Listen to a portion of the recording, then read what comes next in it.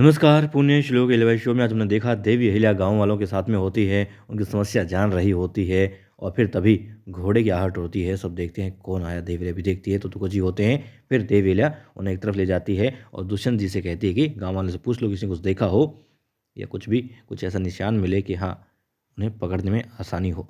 अब देवी अहिल्या उन तीरों को दिखाती है, देखती है और फिर तुकोजी से बात करती है, एक तरफ चली जाती है। तुकोजी कहते हैं कि बिल्कुल अहिल्या जैसे तुमने कहा था, तुम्हारी योजना के अनुसार ही सारी व्यवस्था हो गई है।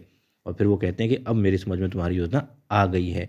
फिर देवी अहिल्या कहती है योजना गुप्त होनी चाहिए, गुप्त तरीके से ही अंजाम देंगे, किसी को कानो कान खबर ना हो, इसीलिए आपको इस तरफ लाई हूँ। तब तुकोजी कहते हैं कि हाँ बिल्कुल ऐसा ही है, जो गांव वाले या फिर जो सैनिक हमारे साथ में होंगे उन्हें भी कानो कान ये खबर नहीं है कि आखिर वो कौन सी योजना को अंजाम दे रहे हैं। ठीक है। देवी अहिल्या फिर कहती है गाँव वालों से कि भाई ठीक है, मैं ध्यान रखूंगी और पूरी कोशिश करेंगे उन लोगों को पकड़ने की, आप चिंता ना करें। अब देवी अहिल्या वहाँ से चली जाती है। मुखिया जी चिंता में कि आखिर देवी अहिल्या बिना कुछ किए ही चली गई, आखिर ऐसे क्या, बस आई, देखा और चली गई, समझ में नहीं आया। अब दिखाते हैं रकमा। जी हाँ, रकमा बाई साहेब एक सैनिक के साथ में होती है और कहाँ जाती हैं, वो जाती है मालेराव के कक्ष में जहाँ वो एक पुतले पर खूब तलवार चला रहा था। रकमा देखती है, कहती क्या कर रही हो तुम। वो कहता है कि आपको क्या लगा कि मैं गुस्सा कर रहा हूँ। नहीं, हम गुस्सा नहीं निकाल रहे और वैसे भी हम कर ही क्या सकते हैं। फिर वो कहती है कि नहीं ऐसी बात नहीं है, तुम बहुत महान योद्धा हो, वीर योद्धा हो और तुम्हारे तो एक एक प्रहार से बड़े बड़े शत्रु जो हैं धराशायी हो जाए।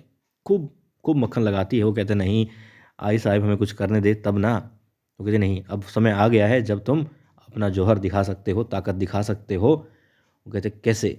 कहती है देखो, मुक्ता जा रही है वन भोजन के लिए और कुछ सैनिक जा रहे हैं सुरक्षा में, लेकिन डकैतों का भी वहाँ पर आगमन हो सकता है और ऐसे में तुम्हारे पास मौका है अपनी ताकत दिखाने का, अपनी तलवार की धार को आजमाने का।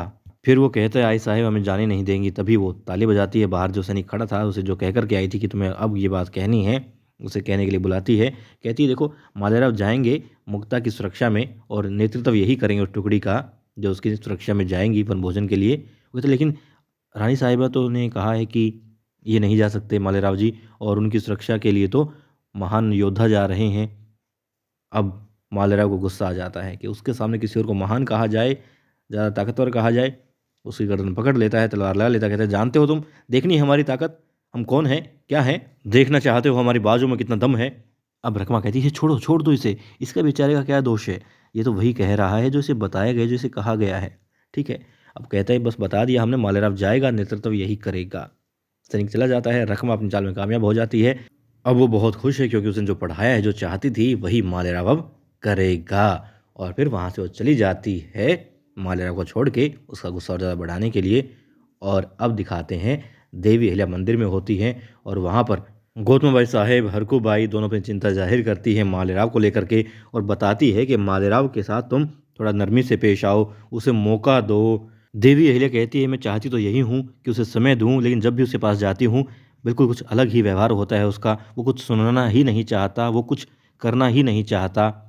अब उदयभाई साहब कहती है तुम नरमी से पेश आओ और तुम ध्यान दो, आवश्यकता है, बहुत ज़्यादा आवश्यकता है उसके साथ तुम्हारा समय, तुम दो, उसे समय बिताओ और अच्छे से उसे लगे कि हाँ उसकी आयु से प्यार करती है। तब देवी अहिल्या कहती है देखो, हम हर रोज़ यही करते हैं, शिवलिंग पर नए पत्ते चढ़ाते हैं, पुराने उतार देते हैं, क्योंकि हर रोज़ नई भोर हो रही है, लेकिन वो तो वक्त देता ही नहीं है, समझता ही नहीं है कि कुछ नई बात हो सकती है। हमेशा उन्हीं बातों को लेकर उलझा रहता है कि मैं उससे समय नहीं देती, उससे प्रेम नहीं करती। अब वो कहती हैं देखो, अर्कुबाई कहती है तुम उसे समय दो, साथ में थोड़ा मौका दो और छोटी छोटी बातें उसे दो, जिम्मेदारियां उसे सौंपो, ताकि उसे लगे कि हाँ वो कुछ कर सकता है। उससे उसका आत्मविश्वास भी बढ़ेगा और तुम्हारे प्रति उसका व्यवहार बदलेगा। अब वो कहती हैं जैसे देवी अहिल्या से कहती है हरकुबाई, मौका यूँ दो, जिम्मेदारियाँ यूँ दो, जैसे मुक्ताबाई जा रही है वन भोजन पर, उसे भेज दो, भाई भी है और अपने आप को उसे लगेगा कि हाँ राजकुमार है तो कुछ कर रहा है। अब वो कहती है वहाँ नहीं भेज सकती। क्यों नहीं भेज सकती। जब पूछा जाता है तो देवी अहिल्या कहती है कि मुक्ताबाई को तो वहाँ भेजना देवी अहिल्या की योजना का हिस्सा है, इसलिए वो नहीं चाहती कि कोई भी महल से इस बात को जाने और वहाँ पर जाए। अब मंदिर में बात उन दोनों को देवी अहिल्या ने बता दी है। तो दोस्तों आज हमने यही देखा कि मालेराव होलकर किस तरीके से बहकावे में आता रहता है रकमाबाई के, और रकमाबाई किस तरीके से अपने आप को महान रानी समझी हुई है। अब तो सैनिक भी जिस तरीके से गुनू जी के पीछे तुम हिलाया करते थे, उनकी हाँ में हाँ ना में ना कहा करते थे, बिल्कुल अब वो सब रकमा के साथ हो रहा है। रकमा जिसे चाहे अपना मोहरा बना लेती है, प्यादा बना कर इस्तेमाल कर लेती है। ना जाने क्यों लोग इसमें इतनी खूबियाँ देख रहे हैं कि इसकी चाटुकारिता कर रहे हैं। समझ से परे है ये बात।